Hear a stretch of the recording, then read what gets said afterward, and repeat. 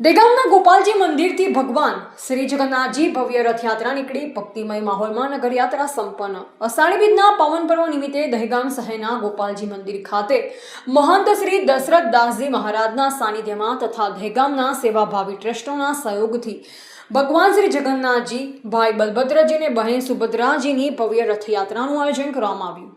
રથયાત્રા પૂર્વે મંદિર પરિસરમાં ભગવાનની મંગળા આરતી કરવામાં આવી। આ પ્રસંગે દહેગામ તાલુકાના ધારાસભ્ય બલરાજસિંહ ચૌહાણ, દહેગામ નગરપાલિકા પ્રમુખ નેહાબહેન પટેલ, ઉપપ્રમુખ રાકેશભાઈ રબારી, શહેર પ્રમુખ ગોપાલભાઈ બારોટ, એપીએમસીના ચેરમેન સુમેરુભાઈ અમીન તેમજ નિવૃત્ત એડિશનલ ડીજીપી વીવી રબારી સહિતના આગેવાનોએ ભગવાનના દર્શન કરી આરતીનો લાભ લીધો।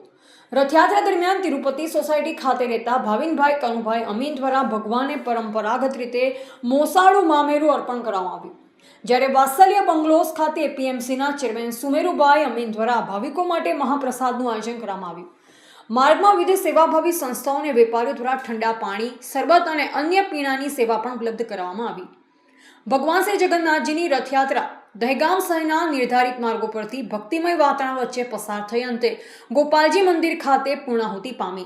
રથયાત્રા દરમિયાન દહેગામ પોલીસ સ્ટેશનના પીઆઈ એમએન દેસાઈના માર્ગદર્શન હેઠળ પોલીસ અને હોમગાર્ડ જવાનો દ્વારા ચુસ્ત સુરક્ષા અને ટ્રાફિક બંદોબસ્ત ગોઠવવામાં આવ્યો, જે કારણે સમગ્ર રથયાત્રા શાંતિપૂર્ણ અને સુવ્યવસ્થિત રીતે સંપન્ન થઈ હતી। રિપોર્ટર દિનેશ ચંદ્ર શાહ, દહેગામ।